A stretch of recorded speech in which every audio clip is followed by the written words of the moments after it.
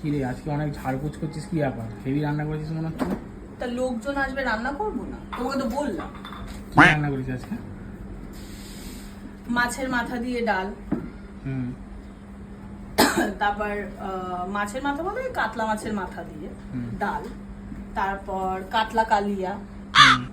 তারপর কাতলা কালিয়া যারা খাবে না তাদের জন্য দই কাতলা।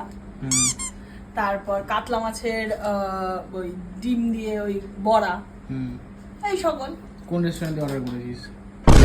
রেস্টুরেন্টে কেন অর্ডার করবো? তুই তো এত রান্না পারিস না। না তো কে করে তোমার বাড়িতে? ঝিটা কটা আছে তোমার বাড়িতে? না ঝি তুই আছিস, কিন্তু তুই তো রান্না করিস, রান্নার মাসি এসে রান্না করে। রান্নার মাসি এসে রান্না করে। তুমি এইসব আলতু ফালতু কথা কিন্তু আমাকে শোনাবে না।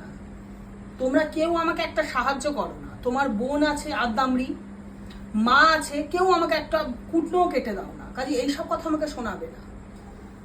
কাতলা কালিয়া দই কাতলা। আমার ফোনপে ব্যালেন্সটা দেখছি কত আছে। মনে হচ্ছে 1002 টাকা উড়িয়েছিস। কেন 1002 কেন? যদি 10,000ও ওড়াই, আমার বাড়ির লোক যখন খাবে তার বেলায় আমি মাছের ওপর দিয়ে চালিয়ে দিলাম বুদ্ধি করে। মাছের তেলটা পর্যন্ত ছাড়িয়ে। মুরগি মাংস থেকে দাম বেশি।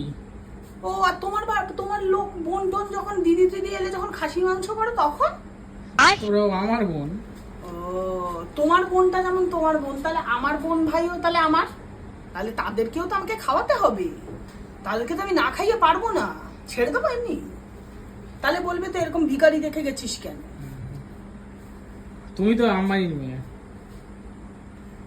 শোনো, একে অনেক সকাল থেকে রান্না করেছি, অনেক কাজ হ্যাঁ, করেছি, অনেক মাথা গরম। অনেক অনেক অনেক। এখান থেকে বেরিয়ে যাও।